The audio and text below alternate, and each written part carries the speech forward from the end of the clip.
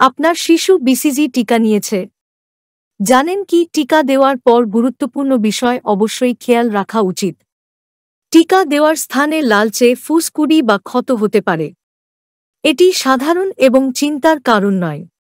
টিকা দেওয়ার জায়গায় চুলকানো থেকে বিরত রাখুন।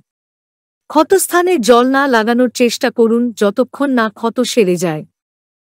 টিকা দেওয়ার পর সামান্য জ্বর আসতে পারে। এতে ভয়ের কিছু নেই। ক্ষত পুরোপুরি শুকাতে 4 থেকে 6 সপ্তাহ সময় লাগতে পারে। টিকা স্থানে যদি ব্লিস্টার ফেটে যায়, পরিষ্কার করে তুলা দিয়ে মুছে দিন। যদি ক্ষতটি অতিরিক্ত বড় হয়ে যায় বা কোনো অস্বাভাবিকতা দেখা দেয়, তবে চিকিৎসকের পরামর্শ নিন। শিশুর স্বাস্থ্যের জন্য বিসিজি টিকা অত্যন্ত জরুরি।